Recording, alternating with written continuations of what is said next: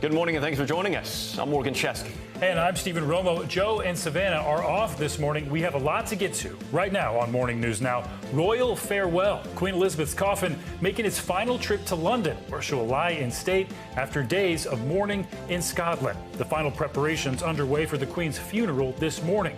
Plus, former British Prime Minister Tony Blair reflects on his unique relationship with the Queen. What he says it was like working with the monarch during some of the UK's darkest moments. Lightning advance. Ukraine's military recaptures more ground against Russian forces. This as Russia steps up missile attacks. The latest on the ground in Ukraine and the lingering concerns about the country's power grid. Making ends meet. High inflation is affecting how people pay for their groceries. The service they're now using to buy everyday items. Plus, is there relief on the way? New inflation numbers are out this morning. We're breaking down what they mean for your wallet. Plus, winning night. Some of the biggest shows on TV and streaming take center stage at the Emmys. We're breaking down the night's big winners and the most memorable moments. You know, you watch for the winners, but also for the viral moments. Oh, yeah. And last night definitely delivered. Plenty of viral moments, my favorite part. We'll have those for you coming up straight ahead. But we begin this morning back in Britain, where the Queen's coffin has been lying in rest in Edinburgh, Scotland, since yesterday. Yeah, members of the public have been visiting St. Giles Cathedral in thousands to pay respect to the Queen before her coffin is flown down to London later today. Of course, this all comes as King Charles arrives in Northern Ireland for the next leg of his UK tour. NBC News senior international correspondent Keir Simmons has the latest.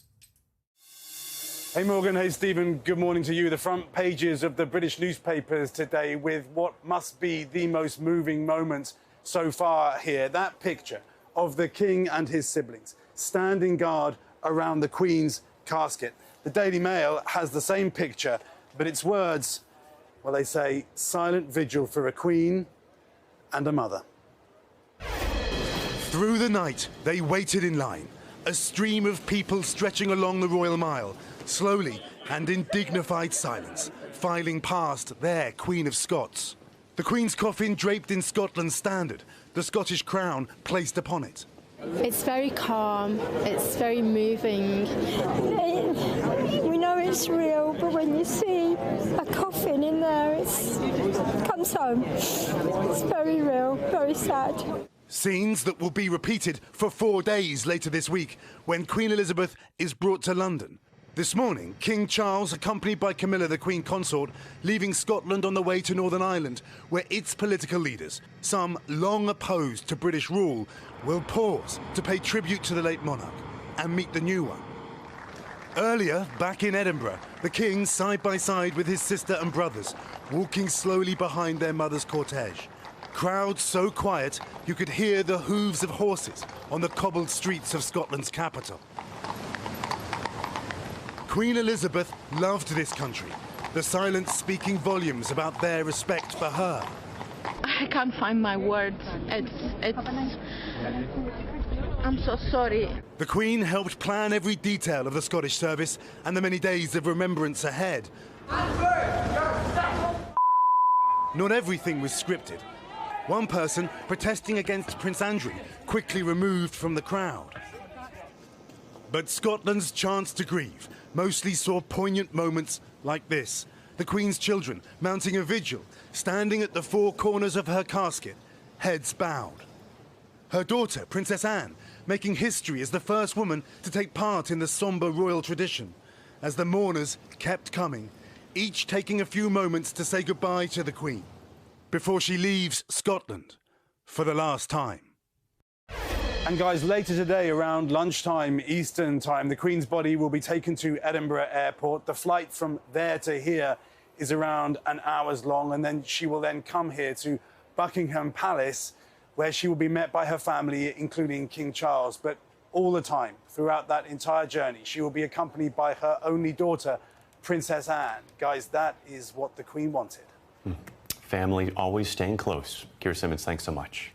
All right, let's bring in NBC News foreign correspondent Kelly Kobayea, who's in Edinburgh for us. Kelly, it's the coffin's final day in Scotland and perhaps the last chance for many people there to pay their respects.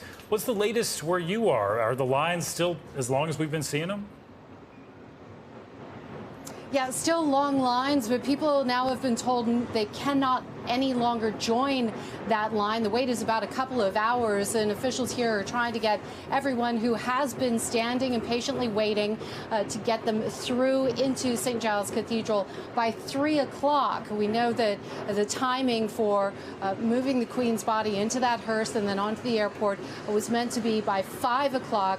So they're trying to move those last several hundred mourners in to see the Queen before they do that. We've met people from all around Scotland, around the UK, and even people with diverse backgrounds. One woman, one family from Uganda who lives here now, their grandmother was coming in from Uganda, just happened to be visiting, and she was 96 years old, and she really wanted to pay her respects at Balmoral when we were there last week. And this week we've met people from France, from Ukraine, a family who fled the war. Here's what they had to tell us about why they felt it so important to come and pay their respects. And are you going to lay flowers? Yeah, we're going to lay flowers to the Queen, and this is we chosen the sunflower as a symbol of Ukraine. Why did you come? Because we want to make honor to Queen. This is so important for us. She wanted to help Ukraine. I know that she supported Ukraine.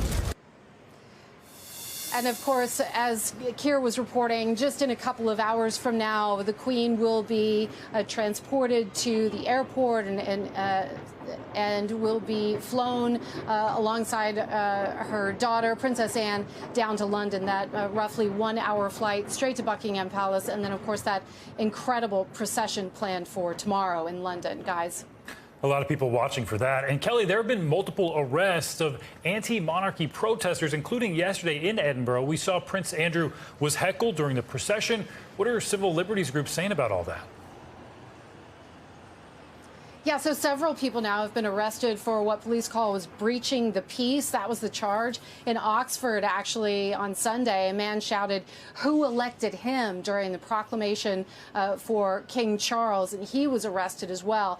A UK advocacy group is saying that this is very disturbing. They're saying that it is worrying, saying that it's a fundamental right to protest in this country. A Labour MP also voicing their concern, saying that no one should be arrested for voicing what are called anti-Republican views here. So stay tuned to this one. There will be more to talk about here.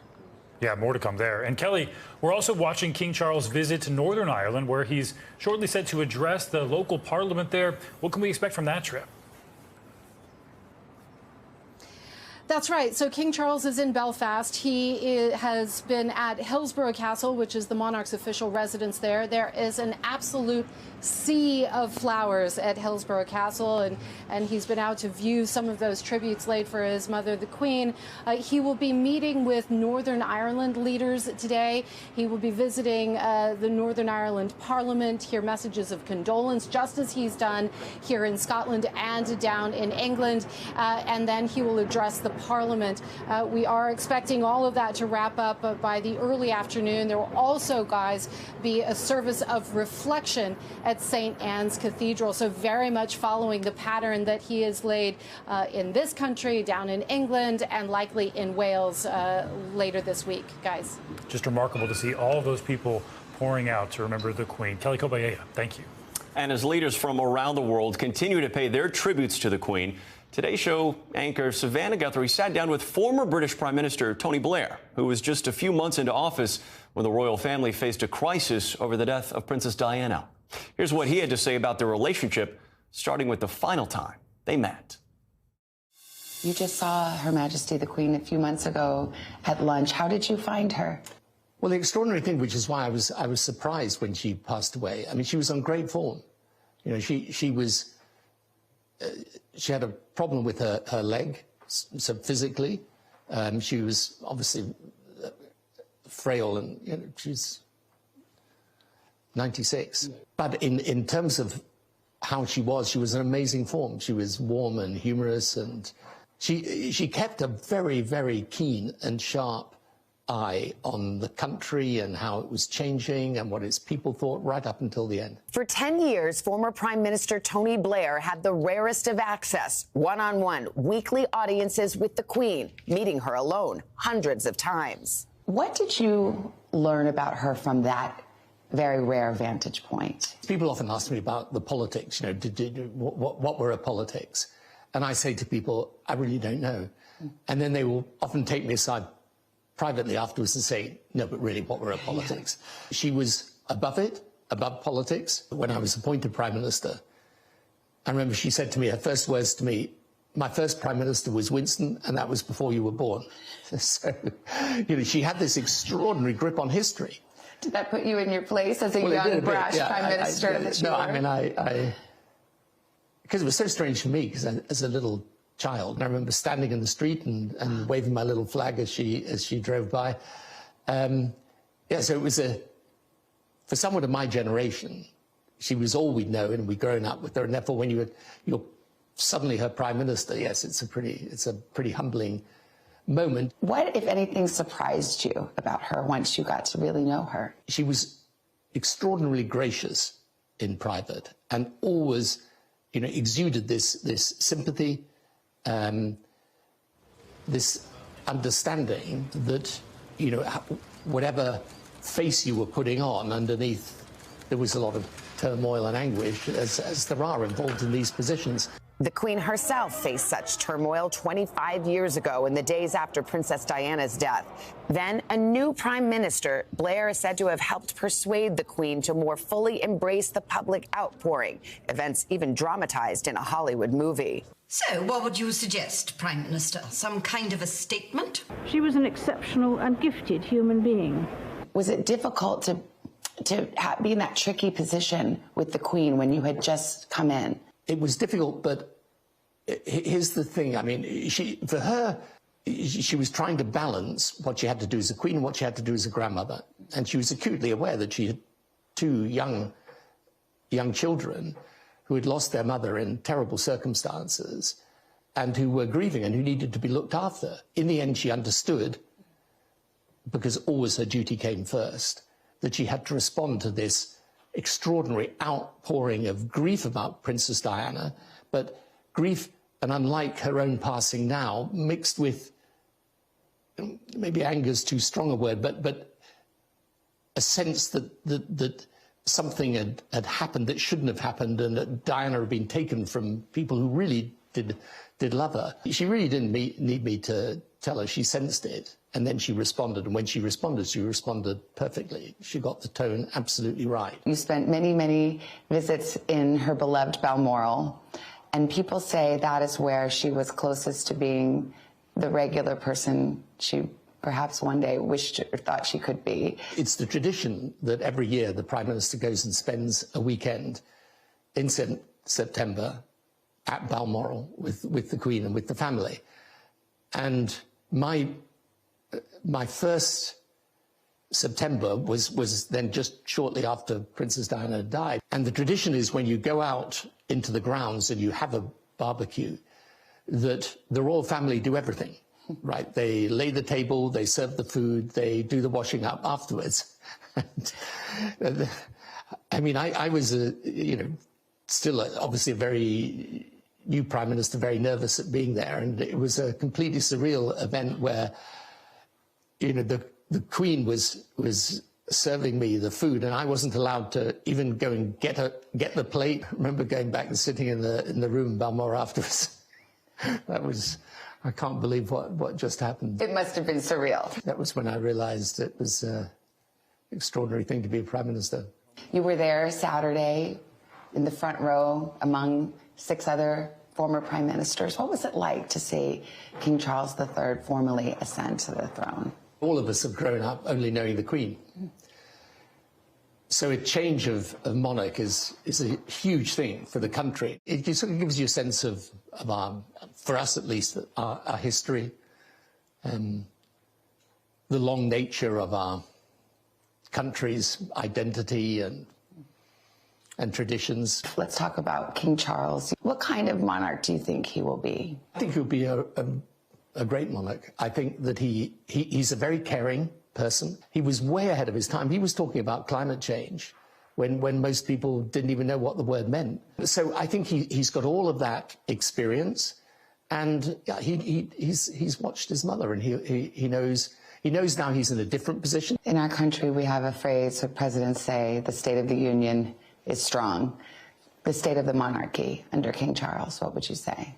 Oh, it's definitely strong. There's always a debate all the time that runs throughout any modern country with a monarchy, because in one sense it's a complete anomaly in a world that's not very deferential, that dislikes hierarchy, that distrusts class, that often frowns upon tradition. But on the other hand, I think, and this was the Queen's genius in a way, was to combine that tradition with being comfortable with the modern world. This is part of our tradition. We enjoy the tradition. You know, we know what it does in terms of unifying our country, and you know, no, I think the monarchy is strong, and I think he will keep it strong. Time will tell. Tony Blair, of course, Prime Minister number 10 of the 15 that the Queen worked with during her record-breaking reign, which also spanned 14 U.S. presidents. Incredible. Well, now let's get the latest from Ukraine, where a potential turning point in the war has been reached. Ukraine's military is now extending gains from a stunning counteroffensive against Russian forces in the northeastern part of the country. NBC News foreign correspondent Megan Fitzgerald joins us from Kyiv with the latest on that. Good morning, Megan. Stephen, good morning to you. Yeah, you know, we've seen Ukraine make some significant advancements on the battlefield, and the country is celebrating. But tactically, the challenge now is holding on to the land they've taken back. This morning, Ukraine's fast-moving counterattacks pressing forward, pushing Russians back from the front lines. The country's military says this dramatic video shows its special forces ambushing a Russian military vehicle, one of hundreds captured after Ukrainian troops forced the Russians out of nearly the entire Kharkiv region. Military experts say these images of weapons left behind suggest the Russians didn't regroup, but were forced to flee.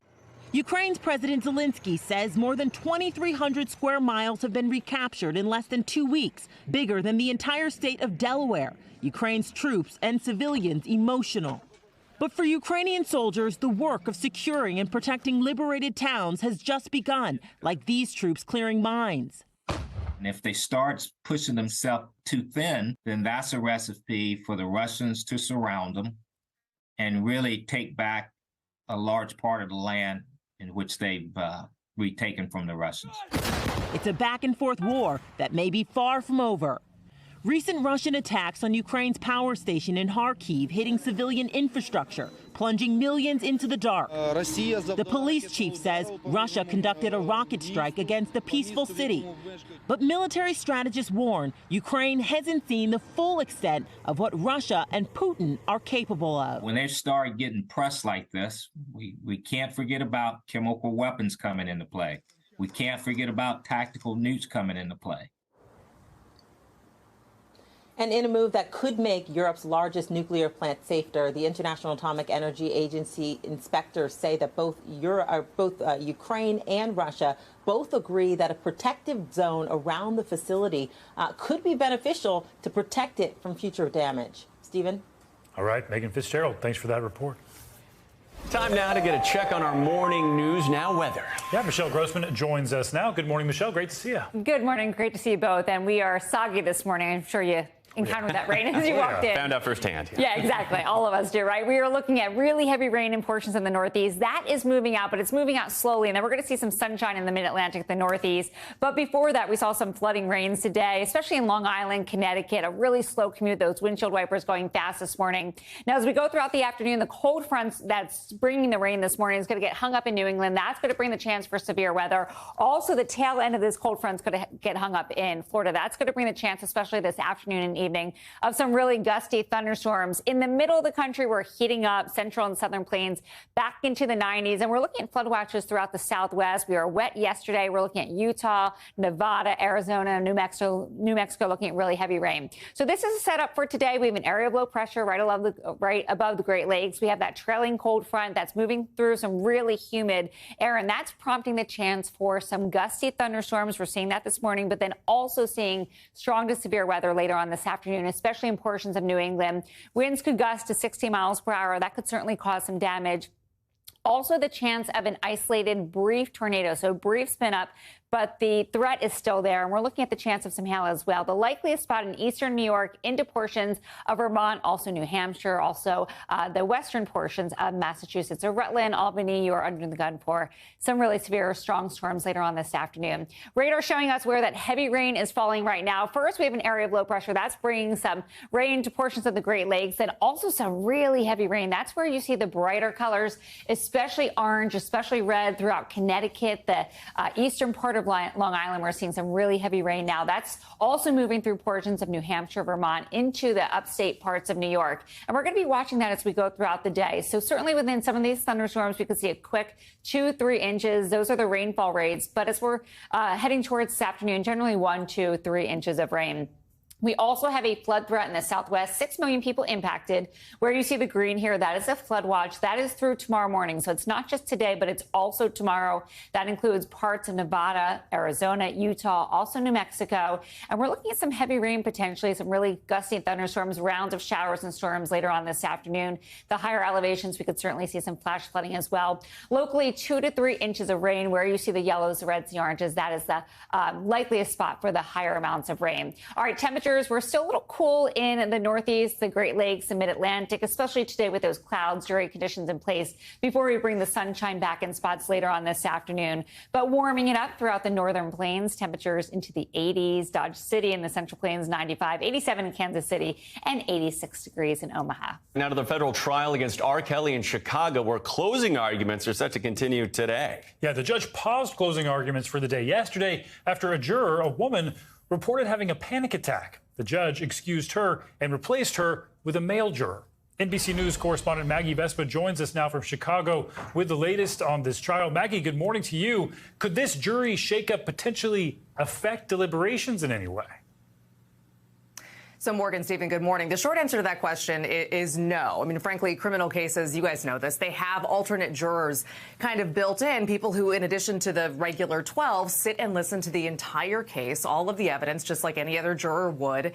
And they do that in case situations like this, frankly, happen. Criminal trials can go on for weeks, if not months, and, you know, things pop up and jurors have to step out. So that woman who had the panic attack, she's a white woman in her 20s or 30s who works at a public library. She told the judge yesterday, I can't go on a minute longer. And she's now being replaced by a white man in his 70s. Now, as far as what this speaks to, though, we just want to point out this is an incredibly heavy couple of days, these closing arguments, amid an incredibly heavy trial. And yesterday, prosecutors, point by point, were going through the most graphic allegations against R. Kelly, which in this case include sexually abusing young women and girls, underage girls, videotaping, allegedly, some of that abuse. And then later, and this is key in this case, prosecutors say he and his staff tried to pay and intimidate victims and witnesses into staying quiet, refusing to testify, lying to investigators, all of that. So again, this juror having a panic attack during day one of closing arguments, saying she just couldn't go on. It speaks to how difficult this case is, guys. Yeah, of course, so much coming out in the last few days. Maggie, the defense set to continue their closing arguments today, obviously highly anticipated here. What have we heard from defense attorneys so far? Sure. So in this case, it's worth noting we have a few defendants, actually. R. Kelly is obviously the most notable one, but we also have two of his former staffers. And thus far, we've only heard from the defense attorneys for those two staffers who have basically tried to discredit witnesses and victims in this case. We're expecting R. Kelly's attorney to present her case for her embattled client today. And thus far, as kind of a preview in this trial, she's made a case very publicly on social media and to cameras, saying that she believes R. Kelly cannot get a fair trial because of past media coverage of his past cases and of allegations against him, coming out on day one of jury selection, saying there's no way her client can get, in her words, the fair trial the Constitution demands, guys. And Maggie, Kelly was already sentenced to 30 years in prison in New York on charges including sexual exploitation of a child, racketeering, bribery, sex trafficking, and now he's facing 13 counts of child pornography along with obstruction of justice in Chicago. Are there any other outstanding cases against R. Kelly? There are. It seems like this could go on forever, frankly. We have also have cases here in Illinois, a state case, and then one as well in Minnesota. Those kind of bolstered by charges of, again, child sex abuse and solicitation. So likely hearing more of the same kinds of allegations in those cases. No trial dates have been set yet for those cases, but we can expect those to move forward as this one here in Illinois, this federal trial, wraps up. But again, it's worth noting he's already been sentenced to 30 years from that last federal trial in New York. He's in his mid-50s. So as it stands, he won't be free until his mid-80s at the earliest. And as these other cases continue on, it's very likely that we will see a guaranteed, frankly, life sentence. And again, in this situation, day 2 of closing arguments, we can expect deliberations likely to start later today. Guys. Yeah, disturbing allegations and a lot of them. Maggie Vespa, thanks so much. All right, we're back now with breaking news. The new inflation report for August was just released, and it says the consumer price index rose 0.1% in August. And for more on this, we're joined by editor-in-chief of Investopedia, Caleb Silver, and CNET editor-at-large, Farnoosh Torabi. Thank you both for joining us this morning. Farnoosh, we'll start with you. I'm curious, we know what this report says, so what does it mean for the average American's wallet? Well, thanks for having me. I mean, rising 0.1%, that's not what we were expecting. We thought that CPI would be cooling a little bit as we saw gas prices fall this summer. So what this means for the average consumer is you got to really hold on to your cash because what this will indicate to the Federal Reserve is that they have runway now to continue raising interest rates to really clamp down on inflation, which has been their goal all year. That's going to mean rising interest rates, of course, and that may mean more pressure on companies to manage their budget. They may have to lay off more people. So really, I think the big message I'm giving consumers right now is don't spend if you don't have to and keep your cash. All right, Caleb, let's bring you in here. I know you've got your eye on a few things here, rent and electricity specifically. What can you tell us about those? Yeah, rent, electricity, food prices, too, all rising again. We're looking at food prices up 11.4% year over year. Those prices continue to remain really high. We see energy prices, electricity prices up again, another 11%. Fuel oil up 68.8%. That's a lot. And that's a lot of people using fuel or natural gas to cool their homes, especially out west. It's been very hot out here. So these prices continue to rise while we're seeing some decreasing pressure on gasoline. Obviously, that's fallen for more than 80 days in a row. But still, as Farnoosh points out, we were expecting more of a decrease here. Instead, we have a slight increase for the month of August. Overall, 8.3%. We're still at that 40-year high. And as Farnoosh points out, that's just going to put more pressure on the Fed to raise rates aggressively. Their next meeting is September 20th and 21st. We can probably expect 0.75% at least, and maybe another one of those 0.75% hikes in November. Setting those expectations for us. Caleb, thanks. Farnoosh, I want to go back to you. Of course, so many Americans, of course, feeling the impact and have been for months now. Based on what we've seen, and I know we don't have a crystal ball here, but do you anticipate any major inflation relief in sight? Oh my gosh, if I knew that answer. One thing that I continue to look at, and not to be a downer here, but we are entering storm season, and we know that climate change is not improving fast enough. And so as I look ahead and I think about all those farms and all those, plants around the country, around the world that are going to be vulnerable to hurricanes and more storms. I mean, the real issue here with inflation, part of it, I think, is still the supply disruption and the supply shortages that we have, which have certainly improved over the last year, but we're still not out of the woods there. And now we have another season of potential calamity that's going to destroy crops, and that's going to mean more prices going up at the grocery store. So I don't want to be a downer, but I just don't see, really a clear path out of this, at least not this year. If you look at what economists are forecasting, they think that inflation, this time next year or over the next 18 months is where we're going to see inflation come back down to quote unquote normal levels.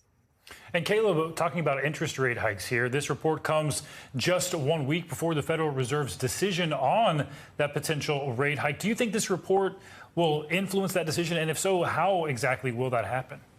Yeah, I think it's just going to cement the decision that I think has already been made. The Fed officials, Fed governors, Chair Jay Powell have been talking tough about raising rates because inflation has been sticky high. So we can expect, as I said, another 0.75% hike when they meet September 20th, 21st. There's 3 more interest rate meetings this year. Expect big hikes this meeting. Expect another one in November. Maybe we'll have a cooler one at the end of December. But the Fed is going to step on the gas here because inflation is nowhere near their 2% target. We're very, very far away from that. We may see that next year with all this demand destruction going on. But as Farnoosh points out, there's a lot of supply chain issues. There's weather issues. We may have a railway strike by the end of this week that could knock $2 billion a day off the U.S. economy if those railway workers don't come to an agreement on prices. Yeah, so many mitigating factors here. Farnoosh, Fed Chair Jerome Powell is about to raise rates to fight inflation, quote, until the job is done. So what is the eventual end game here? And is there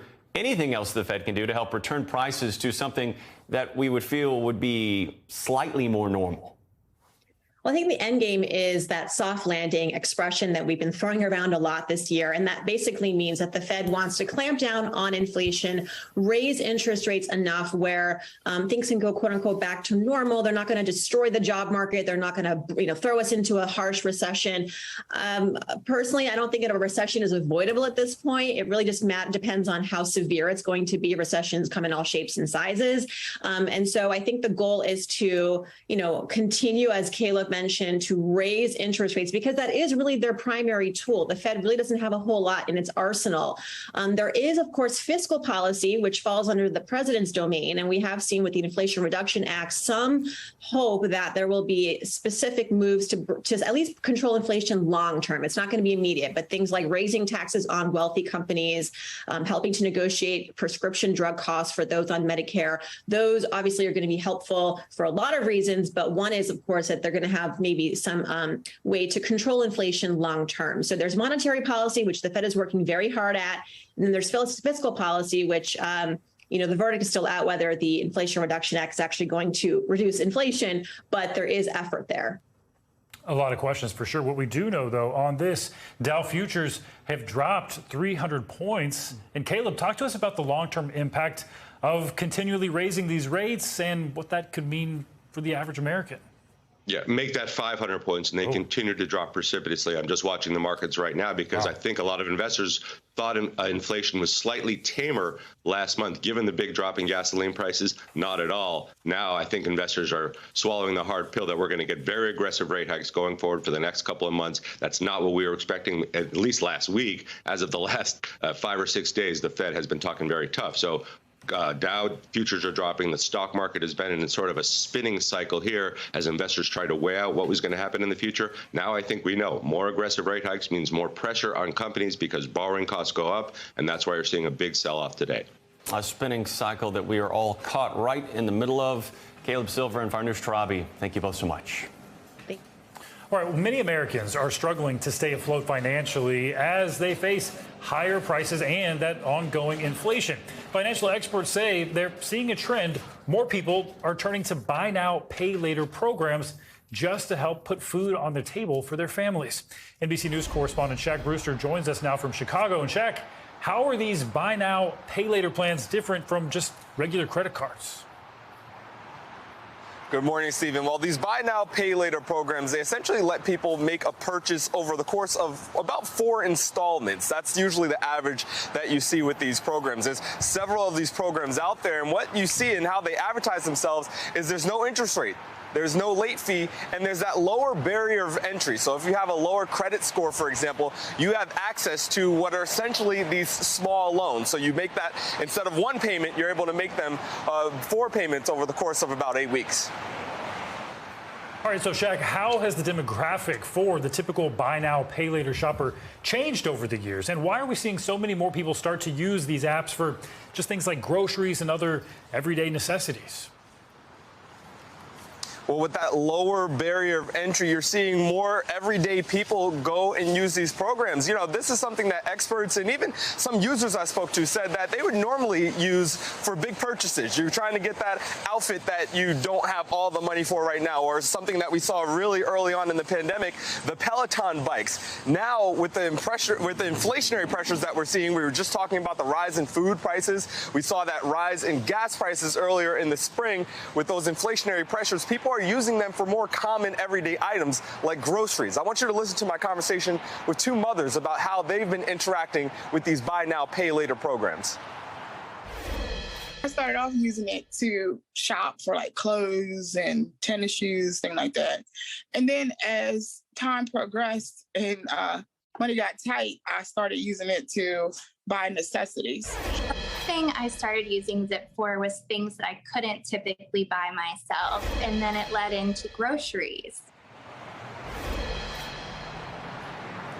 So you hear from them that they started with those big purchases and now they're using it for everyday items. One thing that one of the mothers told me is that this is something that just helped her space out those payments. She was able to align them with her paycheck, so it made it easier, gave her some breathing room when we saw those rising prices earlier in the year. A lot of interesting developments there. All right, Shaq Brewster, thank you. And more financial headlines. As we've been reporting, airports and roadways are at capacity. And now the head of a travel website says he predicted this about 2 years ago. A little bit of a told you so there. CNBC's Silvana Henao joins us with more on that and the other financial stories making headlines. Good morning.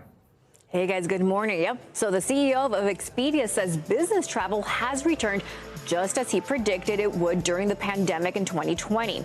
He tells CNBC's Jim Cramer people are traveling like crazy and airports are so crowded and short-staffed. Expedia sold its corporate travel arm to American Express last year, but is still a shareholder. The company operates its namesake site as well as Hotels.com, Hotwire, Travelocity, and Orbitz.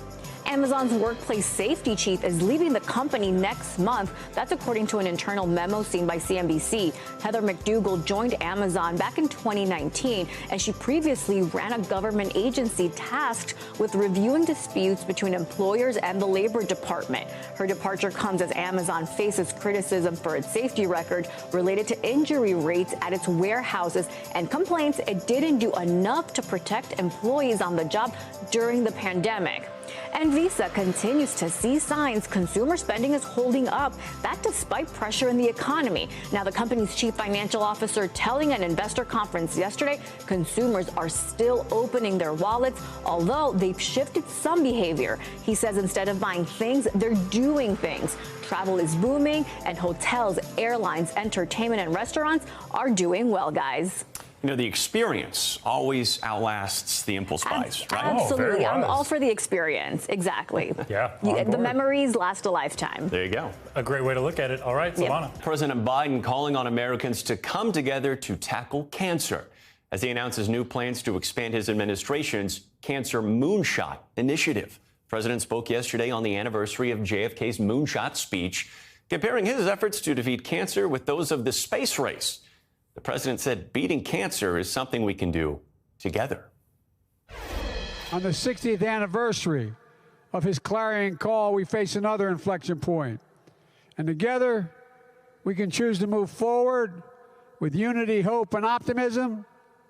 And I believe we can usher in the same unwillingness to postpone, the same national purpose that will serve to organize and measure the best of our energies and skills to end cancer as we know it and even cure cancers once and for all. Dr. Siddhartha Mukherjee joins us now to discuss this further. He's an assistant professor of medicine at Columbia University and the author of The Emperor of All Maladies, a biography of cancer. Doctor, good morning. Can you tell us about these new steps the president's announced, and how do you think they could impact current cancer treatments? Well, the new step is really a call to action more than anything else. I mean, they will be accompanied by, I think, monies and research initiatives, but it's really a call to action for the whole community, the clinical community, the scientific community, the regulatory community, everyone, that we should put our feet on the gas pedal, and it's time to put our feet on the gas pedal. And I think that's the most important thing about it. Now, what happens after this is a lot of regulatory and budget releases and announcements for proposals and a master plan. And that's what we're going to wait for. Now that's been announced, we're going to wait for all of those to come out as we move forward. Doctor, the main goal of the president's Cancer Moonshot initiative is to reduce the death rate from cancer by 50% over the next 25 years. How will this new plan help achieve that goal? But also, is that number, in your estimation, feasible? It's feasible if we concentrate on the right goals. The right goals in cancer death reduction is prevention, cancer prevention. And so that has to be the basis or the base of the triangle. I like to think about cancer treatment and prevention and in terms of a triangle. So there's the base of the triangle, which is cancer prevention. There is the middle of the triangle, which is early detection. And then there's a top of the triangle, which is new treatments and new therapies to deal with people who already have cancer. So I think the appropriate program will be to focus a lot of research and a lot of funding on the base. We know that there are now several risk factors for cancer, many of which can be modified, obesity being one of them, infection with certain viruses, such as human papillomavirus, and there's a vaccine against that. So tobacco smoking, of course, being one of them.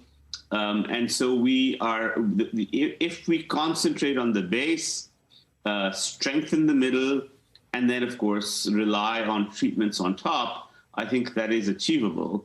But I think it has to be this triangular approach rather than, what I would call a rectangular approach in which, you put money, you throw spaghetti on the wall and try to see if you can reduce the deaths.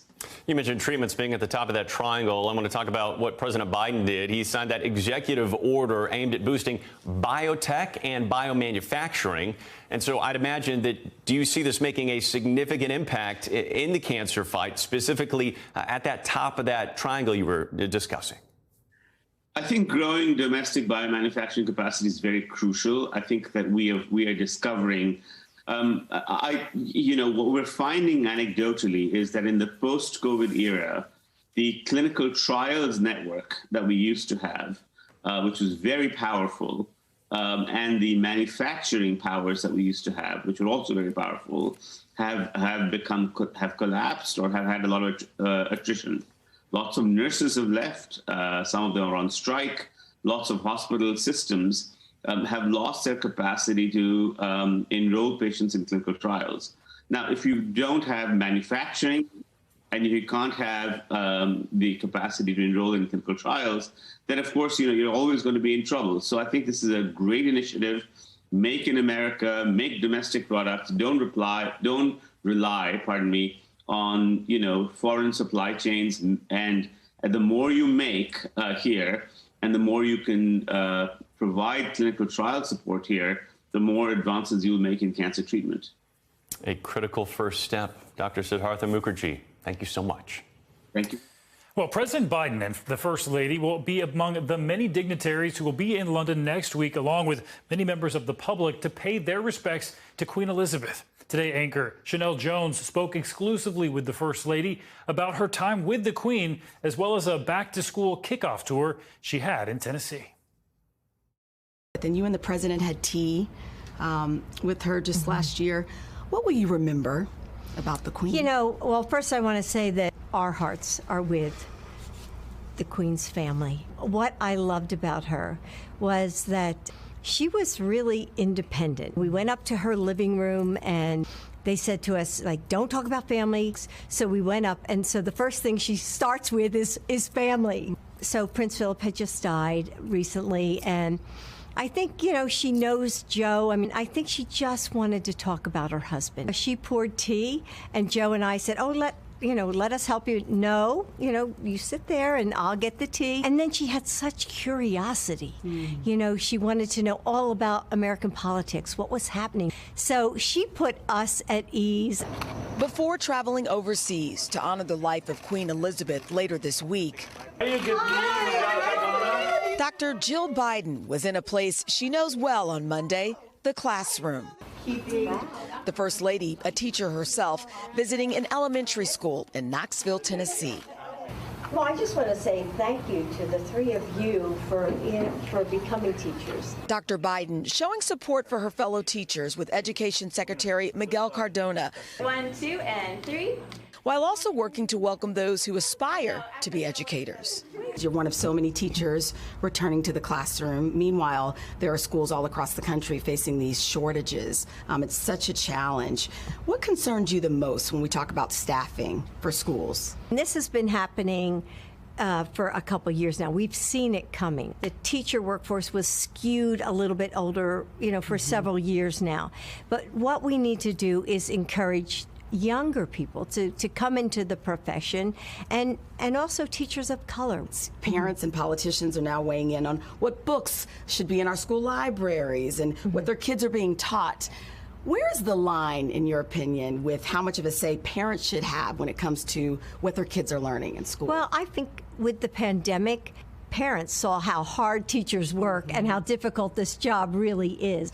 And I think if they work together in their school districts and decide what they want with their curriculum. Is there a balance between, this book should be in the library, this book is under review? All books should be in the library. All books. This is America. We don't ban books. Dr. Biden has been First Lady now for nearly 2 years, with the president saying he will run again in 2024. Have you talked about it with him? Not yet. We've been a little bit too busy. Not yet, but I'm sure it'll be a discussion. Do you feel ready, you and President Biden, to hit a second presidential campaign? It has to be taxing. Well, it is taxing, but look at all Joe has done. He has kept true to what he said he would do, and so I think he just needs to keep going. Chanel Jones reporting there. The First Lady will also visit New Jersey, North Carolina, Pennsylvania, Virginia, and West Virginia. Last night, Hollywood's biggest TV stars were honored at the Emmy Awards. It was a big night, and Today Show contributor Jason Kennedy has all of the highlights. The White Lotus! Taking the top floor at this year's Emmys, HBO's hotel dramedy The White Lotus, winning 10 awards, including Best Limited Series, Supporting Actor, and Supporting Actress for the hilarious Jennifer Coolidge, who refused to be played off stage. Hold on. Okay. Ted Lasso! Also scoring big, Apple TV Plus's Ted Lasso with 4 awards, including repeat wins for Best Comedy Series, Lead Actor, and Supporting Actor. This show is about good and evil. This show is about the truth and lies. This show is about all that stuff. Succession. HBO's hit Succession, winning Best Drama for the second time. Other Emmy repeats include Jean Smart's Lead Actress win for Hacks, Julia Garner's 3rd Supporting Actress win for Ozark, and Zendaya clinched her 2nd Lead Actress for Euphoria. At 26, she's the youngest 2-time Emmy winner ever. I try my best every night. I try to sit down and I make my list of all the things I'm grateful for.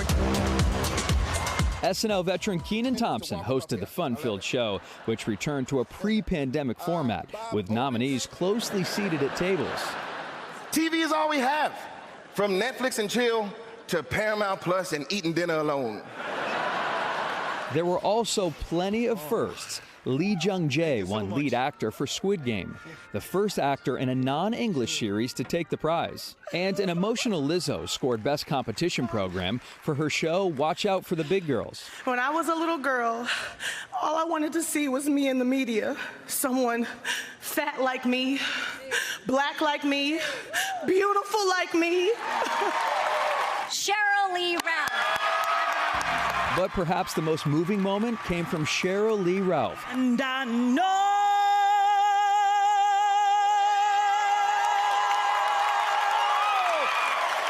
where my voice belongs. Who broke into song and earned a standing ovation after winning her very first Emmy, Best Supporting Actress for Abbott Elementary. I am here to tell you that this is what believing looks like. So many great moments last night. Well, that does it for this hour of Morning News Now. The news continues right now. Thanks for watching our YouTube channel. Follow today's top stories and breaking news by downloading the NBC News app.